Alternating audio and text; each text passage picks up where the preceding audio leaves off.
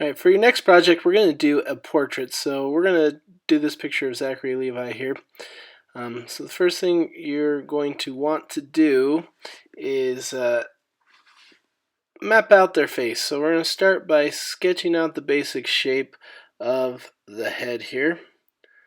And once we got the basic shape of the head, we're going to go through and we're going to map out the different parts of the face. So we'll look at the top of the head down to the chin, and we're going to find a halfway point between the top of the head and the chin. And that halfway point, that is where your eyes are going to go inside of your head. And then halfway between the eyes and the chin, that's where the bottom of your nose is going to go. And then halfway between the nose and the chin is where the bottom of your bottom lip is going to go. So we've got the basic layout where the different parts of the face are going to be. So halfway between the top of the eyes, halfway between that, the nose, halfway between that, the mouth. Alright, so now we've got things kind of mapped out. We can start to refine the shape of our head a little bit more. Alright, make it a little more accurate to how it is in the picture. Okay, so we'll go around and follow the hairline across his head here. And when you go to draw the hair, think of the hair as if it were a solid shape, like he's a Lego man and you're going to plug his hair on top of his head. So instead of trying to draw all the individual hairs, look at the outside shape and then just draw the outline of the hair on top of their head. Okay, so now we got the hair, so let's go ahead and go with the eyes. So the eyes, when you go to draw the eyes, you just want to start with the tear duct, and it's going to be kind of like a squashed lemon almost. And he's outside, so his eyes are a little more squinty than what they normally would be. But anyway, your eyes are really kind of small in proportion to where they are on your head, so you don't want to draw the eyes too big. And when you draw the iris, the colored part of the eye, it should be a nice round circle, but you're only going to see about 3/4 of it because the other part of it is going to be covered with the eyelids, so you don't want to make it oval, you want it to be nice and round. And then the pupil will sit right dab in the middle. Now you've got the eyelid going over the top.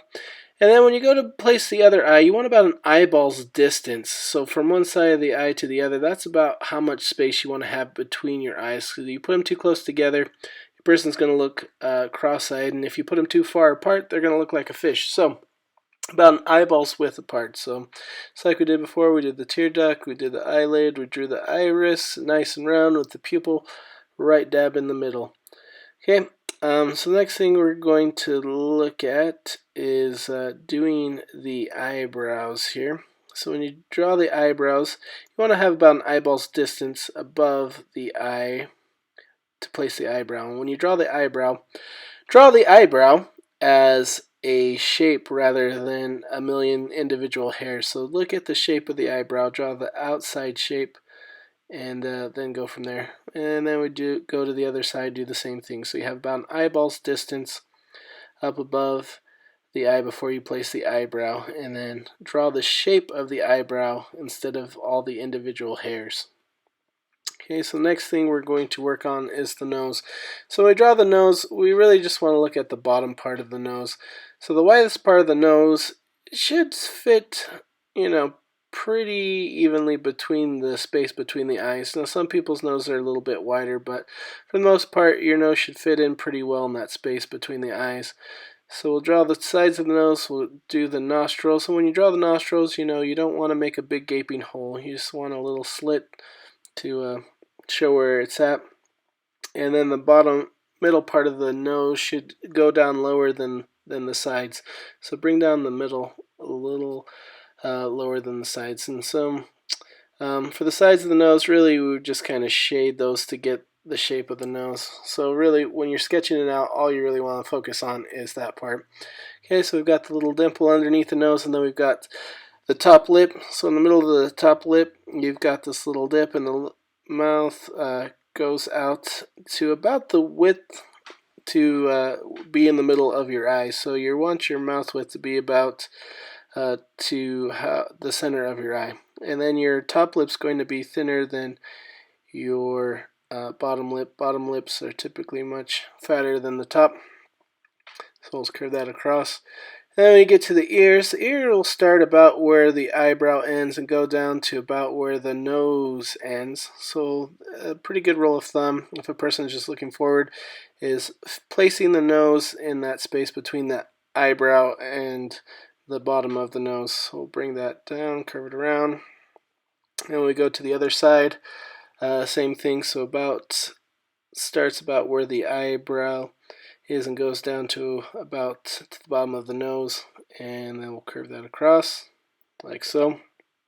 And your neck, when you got to draw the neck, you really want your neck to just taper in slightly from where the jaw, the widest part of the jaw. You don't want your neck to be the same width as the jaw, just a little more narrow.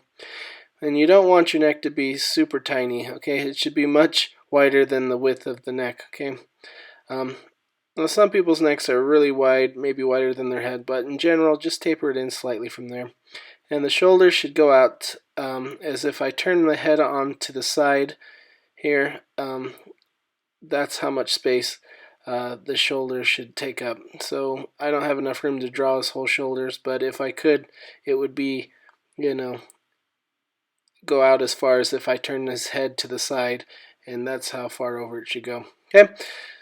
So now we've got our outline, and that's the only part we'll really focus on for this project. When we start painting it, we'll worry about shading, things like that. But you really want to have a nice outline to start your picture, and then if you've got a good outline, then you'll be good to go from there.